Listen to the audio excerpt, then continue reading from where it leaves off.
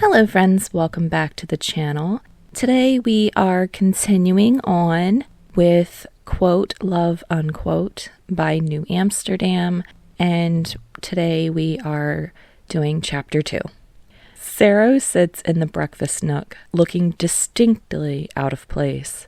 Kirishima remembers him as several years younger, when he was made up of mostly elbows and knees. He's still lanky, but he's grown into his height. Kirishima can't help but notice the stack of dirty dishes in the sink, the crumpled magazines and sheet music that litter the kitchen and spill into the living room. In contrast with Sero, who looks like he's just stepped out of a photo shoot, Kirishima feels grubby and unkempt. But Sero doesn't affect that attitude. He glances around the apartment, an almost wistful smile on his face, until his eyes land on a framed, enlarged magazine article on the wall opposite the sink. "Get ready to riot," the article reads. The photograph is taken at an upshot angle, Eijiro dominating the center of the frame. Her hands are clasped around a microphone, her skin tinged a rosy pink with exhilaration as she shuts her eyes and sings. The dark makeup around her eyes is slightly smudged, giving her a raccoon's look that somehow still works for her. Just behind her is Eijiro, her guitar almost vertical as her fingers find the right chord. The moment before, she'd shed her trademark leather jacket, leaving her in a deep purple tank top and ripped jeans. Off to one side is Kaminari at his drum set, drumsticks moving so quickly that in the photo they're just two blurred lines. The steel drums catch the light along with the silver jewelry hanging off Kaminari's neck and glinting from his ears. And then, far to one side, is Kirishima. His gaze is fixed downward as he strums his cherry-red guitar, but he's smiling, happy enough in that moment to just be playing music, almost unaware of the crowd around him, the hands reaching up from the stage below. Now seeing Sero staring at the picture, he blushes and scratches at the back of his neck. "What?" he asks when Sero doesn't look away. For a moment, Sero's smile shifts into a sharp frown. Then he shakes his head. "Nothing. I guess the media still loves Eijiro, huh?" Kirishima shrugs. "She's the lead singer. Of course they'd focus on her." "Of course you'd let them," Sero mutters. "What was that?" Kirishima asks. It sounds too much like the starting notes of an old fight, one that he really doesn't want to relive right now. They've all moved on from it. Eijiro and Kirishima to this new band, Sero to being Bakugou Katsuki's agent, which reminds him, "What did you come here to say, Sero?" Sero smiles again, bashful this time. He looks more like himself, even when he rests his elbows on his knees and fixes Kirishima with a dark-eyed stare. "It's a little awkward," he starts. Kirishima rolls his eyes. "Dude, this is already the most awkward day I've had in a while, and last week I saw Present Mike in his underwear." Sero shudders at Kirishima's words, then laughs. It cuts through the tension of the room, and when Sero starts up again, his voice is more relaxed. "And I told you, didn't I? The media caught you and Bakugou together last night. I don't know what you were doing, but this is going to cause some issues." Kirishima thinks of Uraraka, and his heart begins to drop into the pit of his stomach. She's going to see that photograph. She's going to see her boyfriend leaned over another guy, a guy she took pity on and spent the better part of last night with. What will she think? How could Kirishima have done this to her? Bakugou wasn't out, Sero is saying. I mean, he's still not, technically, but there's only so many ways to explain a picture like that. "Sero," Kirishima says with a nervous laugh, "nothing happened. Like, seriously, I don't even know why he was over there. And then he just came up to me and..." Kirishima is waving his hands, gesturing ineffectually. Then Sero's words register, and Kirishima's jaw drops. "We were trying to keep the stunt with Uraraka-san going so no one would figure it out," Sero is saying. even though there's a grin pulling at the corner of his lips as he looks at Kirishima. I mean, Bakugou's never really been interested in anyone, but then apparently right before I started working with him, he really started pushing for roles that were beyond what his agency could tolerate. So he switched over to the agency I work for, but I don't think anyone was ready to start casting Bakugou Katsuki as the romantic lead in gay films. He's gay? Kirishima says, and his heart starts beating against its ribs like a bird trapped in a cage. Sero shrugs. I mean, probably. He's definitely not interested in women, but he tolerates Uraraka-san, so it was easy enough to stage a few things. Her people were on board, and it's helped them both stay relevant, so they're not dating? Now Sero snorts. Bakugou isn't horrible to Uraraka-san, but I still don't think she'd put up with having him as a boyfriend. So he's not a homewrecker. That's one less thing to worry about, at least. I'm sorry, what does this have to do with me? Sero leans forward with a glint in his eye. Suddenly he looks every bit the calculating professional he must be if he manages Bakugou Katsuki. If Bakugou is going to upend all our efforts with the press, we're going to make it happen in a way that helps his career rather than tanking it. He's popular enough that people might tolerate him coming out, but they're definitely not going to accept him if he's running around getting caught with a different guy every week. What our agency thinks is that the public can handle a gay man, but only if he's tied down. Committed. I don't understand. Kirishima's mouth is dry. He's trying very hard not to think about Bakugou leaning over him and smelling like a campfire. He's trying very hard not to think about his heated stare or the sharp jut of his collarbones. Sero looks up and grins wildly. Don't worry so much, Kirishima. I wouldn't even be making this offer if I didn't think it'd help you out too. Offer? Kirishima repeats skeptically. Sero nods. It's the chance of a lifetime, really, he says. We want you to date Bakugou for the sake of his reputation with the press. Some public appearances, a few candid photos, at least for a couple of months. Bakugou sent you to ask me to date him, Kirishima asks, baffled. Of course not. We, his people, are asking you to date him. He's going to have to get on board if he wants his career to survive. And in the bargain, Riot will get all sorts of publicity because their lyricist will be dating one of the industry's hottest stars. A win for everyone. Kirishima doesn't know if it's because he woke up past noon, but his brain is having a difficult time processing all of this. Somewhere, a voice in his head is crowing, "Do it! Date Bakugou Katsuki! When are you ever going to get this chance again?" But that voice is quickly drowned out by half a dozen others, each expressing anxiety or confusion or apprehension. I'll give you some time to think about it, okay? Sero says kindly. He pulls out a metallic gray business card and leaves it on the counter. I have to go make some calls, deal with the fallout from last night. The quicker you decide, the more it'd help me out. Give me a call soon, okay? As he gets up and passes Kirishima, he reaches out to pat his shoulder.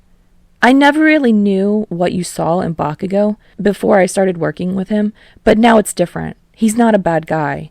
I really want to see his star keep rising, you know? Time passes. 2 hours later, Kirishima sits on the couch, sandwiched between Ashido and Kaminari. Jiro is across from them, cross-legged on the floor.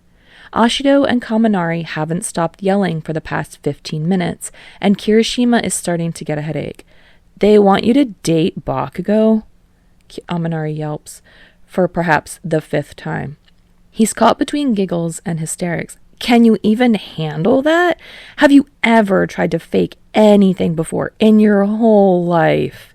You let Sero into our apartment without even telling me? Ashido interrupts, eyes flashing. What if I had woken up and come to get breakfast? What if I was in my underwear and he was just sitting there at our breakfast nook? Why are you coming to breakfast in your underwear? Kirishima asks weakly. You can't do this. It'd be a disaster. Kaminari continues. Have you seen that guy? I know you have a thing for shitheads with hard abs, but come on. Everyone knows his personality's been run through the sewage pipes a couple times. I mean, Sero's right. It wouldn't hurt us. Aishiro continues, voice still pitched at a whine. Being seen around town with him, everyone would ask who you are, and then everyone would ask about the band. It wouldn't be bad. What about the bad fact that our Kirishima dating some guy who's apparently been faking it with the same girl for like 3 years? Kaminari throws back his head. He turns to Kirishima and said, You've got a fragile heart. This guy's obviously a player. It'd be fake with me too, Kirishima says, chewing on the inside of his cheek. And my heart is manly and tough. Get off me. He pushes Kaminari away, but that does little to deter him. Can you idiots get serious for a moment? Jiro asks tiredly. She's been sitting on the ground contemplating for long minutes now. There's one part of this we haven't thought about at all. What's that? Kaminari and Aishiro ask in unison. Jiro dismisses them with a wave of her hand, then focuses on Kirishima. Do you want to fake date Bakugou? Do you want to have to do press events and photo shoots and all that other stuff? Are you even considering this? As soon as she asks, Kirishima knows that he's not just considering it. He's already made up his mind. Being around Bakugou last night had been confusing, to say the least, but also intoxicating. And if it'd benefit the band, he'd probably be willing to do just about anything. He knows that none of the others are going to force him to do something he doesn't want to do, but he also doesn't know what else he can really do to push their collective dream forward.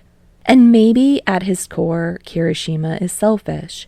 He wants to get to know Bakugou and to just be around him, even if the premise is a fake one. In any case, it'd be dishonorable to let Bakugou's career struggle just because someone had caught them standing near each other. Bakugou had moved in, but Kirishima hadn't moved away. In some way, isn't this his fault too? Aishiro rests a hand on Kirishima's shoulder. We're going to support you, no matter what.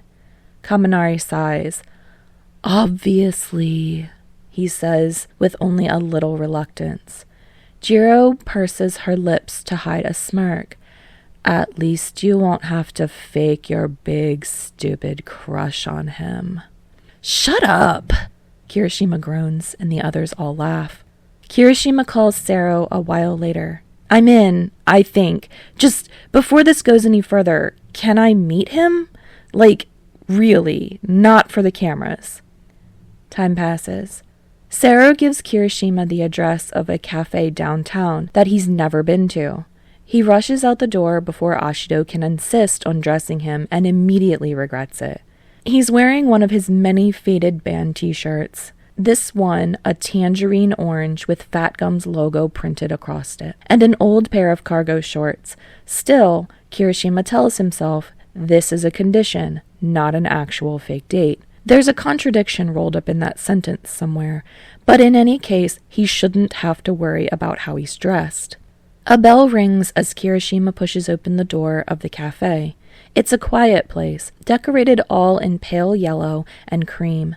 Kirishima passes the dessert counter, eyes widening as he reads the price cards on the macarons and scones.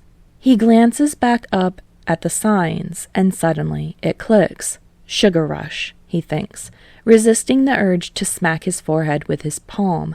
Sato Rikido had been at the party last night. This is the cafe adjunct to his bigger restaurant. No wonder the prices are so exorbitant. Kirishima-san?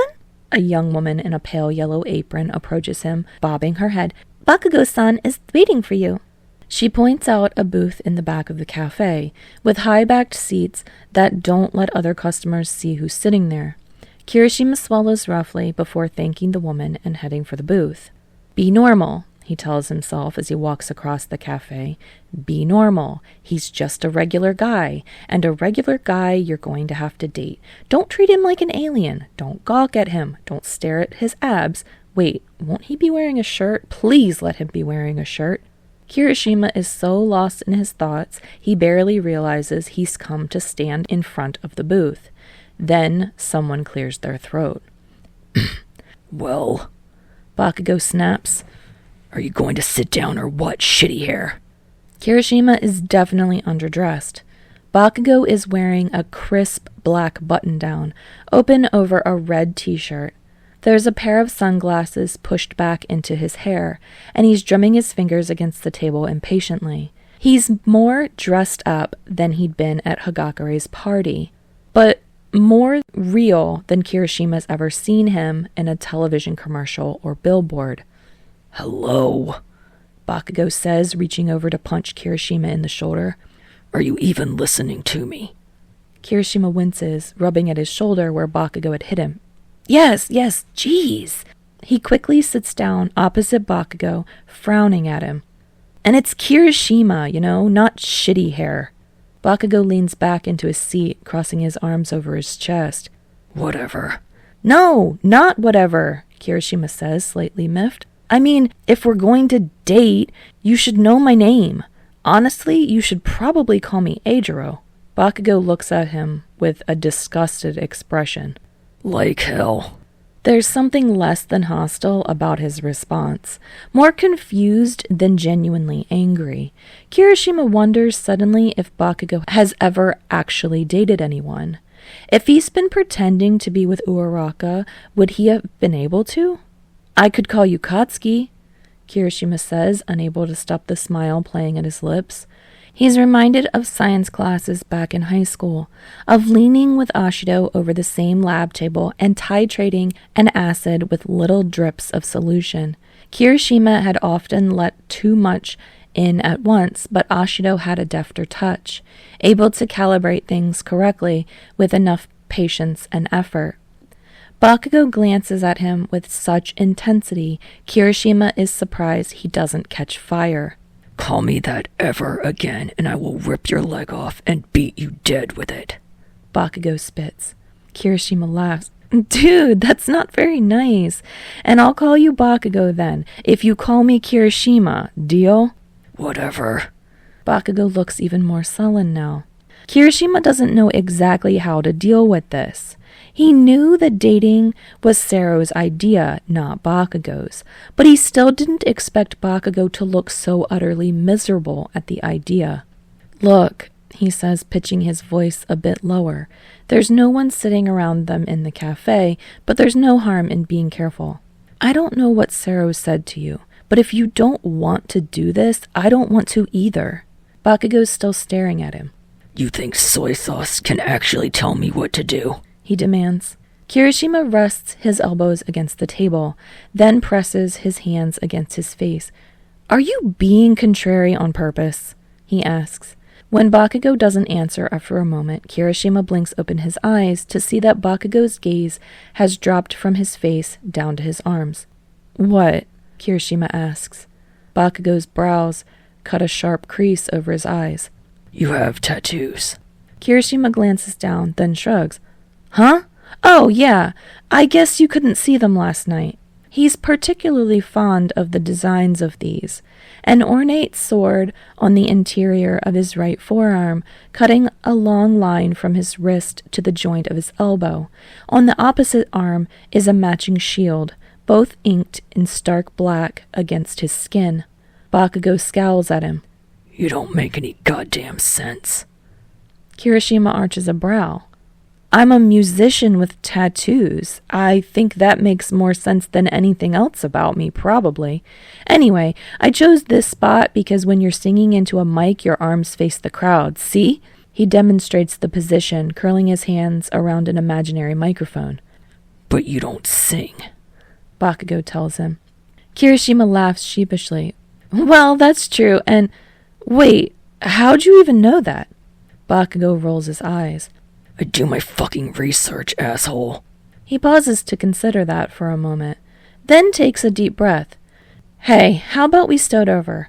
Hi, I'm Kirishima Eijirou. He pauses, but Bakugou says nothing. And you are? Bakugou blinks at him. You fucking know who I am. Kirishima frowns and kicks him under the table. Fuck, fine. Bakugou huffs. I'm Bakugou. Nice to meet you, Kirishima says with forced pleasantness. So, why do you want me to pretend to be your boyfriend? I thought soy sauce already explained this shit to you. What am I paying him for? I know what Sero said, Kirishima interrupts. I want to know what you think. Bakugou says nothing for a moment, then shrugs. He explained it to you, didn't he? The agency thinks that if I don't have a boyfriend, I'll fuck up my image. I don't really care about any of that bullshit, but I'm sick of the rest of it. If it gets me what I want, then fine, I'll do it. And what is it that you want? Kirishima almost asks. But he doesn't think that Bakugou will be any more forthcoming. Okay, he says after a moment. Then I guess we're a team now. Bakugou pulls a face.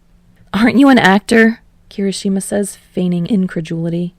If you can't even pretend to like me, I don't know how anyone's going to want to hire you.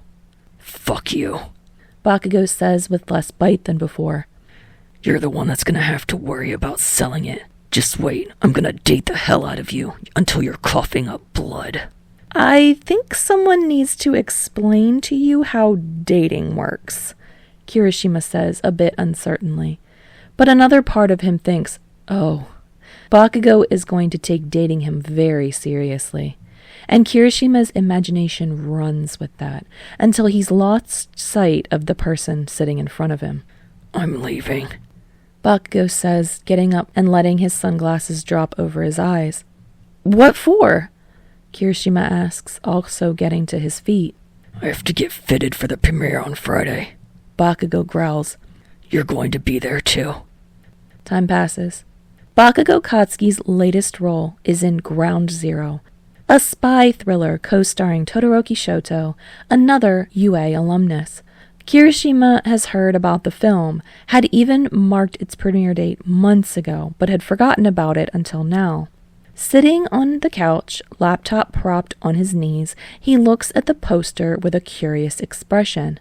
Bakugou and Todoroki are centered in the shot, both wearing sharp suits and holding guns. They're angled away from each other, but Bakugou looks back over his shoulder at Todoroki. Behind them, visible inside the bloom of an explosion, is a woman with dark hair and an even darker smile. Yayorozu Momo, playing the film's villain.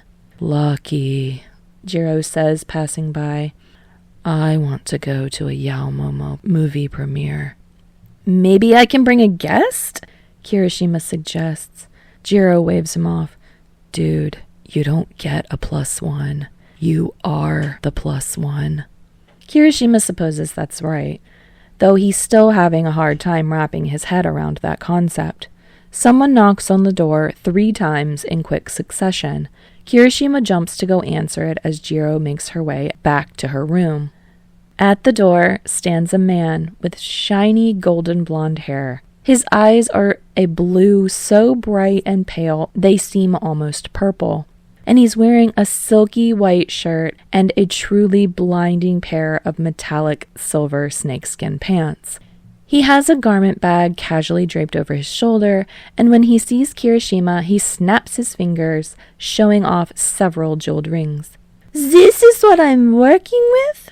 he says to no one, words strangely accented. "Hello, Monsieur Kirishima. I am Aoyama Yuga, and I have been sent to make you presentable."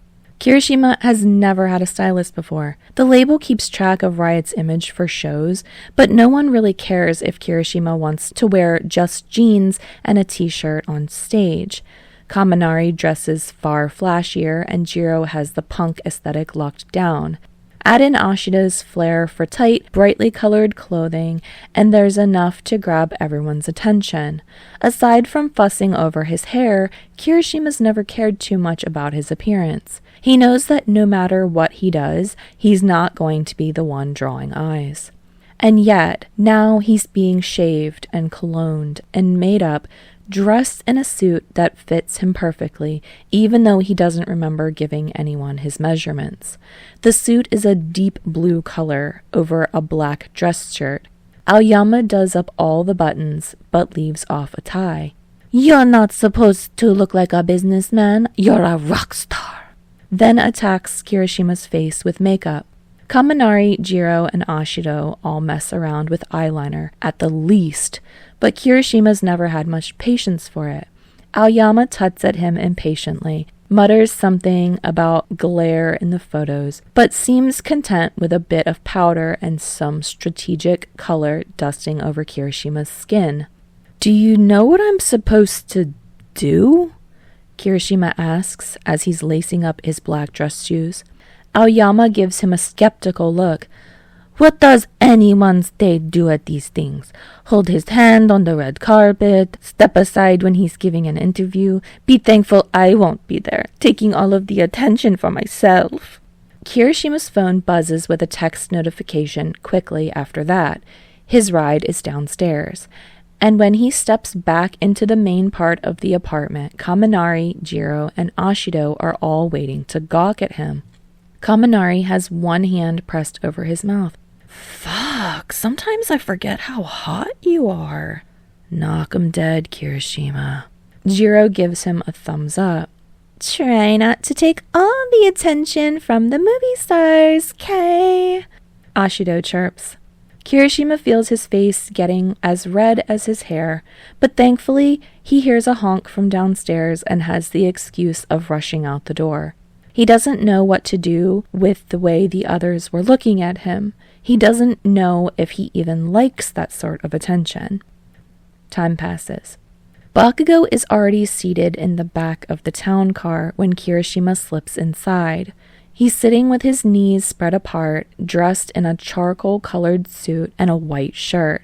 His shirt is unbuttoned to expose his throat, and he barely casts Kirishima a second glance as he stares moodily out the window.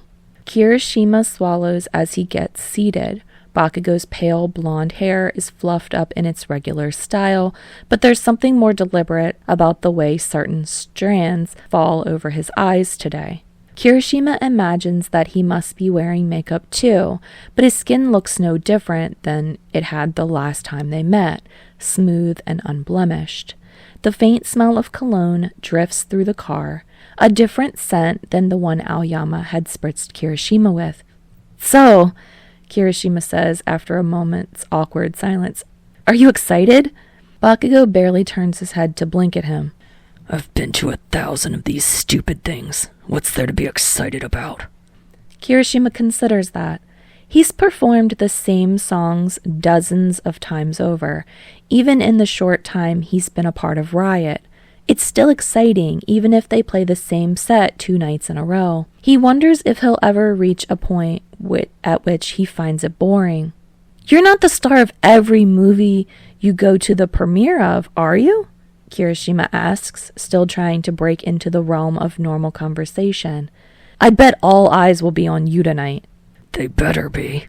Bakugou turns back to stare out of the window, a clear dismissal. But Kirishima persists. "What do you want me to do?" he asks. Now Bakugou turns back to him, that expression of confusion and frustration ghosting over his face. "I don't want you to do anything," he mutters. "Just be my date. Who fucking cares?" Kirishima grinds his teeth together. He thinks back to the later seasons of UA, when Bakugou's character had been set on winning Uarakas. He'd gone about it all wrong at first. Emotional outbursts, but no clear declaration of his feelings. Being terrible to her friends while still trying to convince her he was worth it. But over time, he'd softened. There'd been a particularly poignant episode where Uaraka's character had lost her mother, and Bakugou's had arrived at the hospital just in time to hold her as she fell. Kirishima remembers the tenderness of that embrace, the softness of Bakugou's expression. He'd watched that episode at least 12 times. But Bakugou isn't that character, is he? He's someone else entirely, someone who's probably never actually been in a relationship before. They should pay me for this, Kirishima says aloud. Bakugou huffs out something that might be a laugh.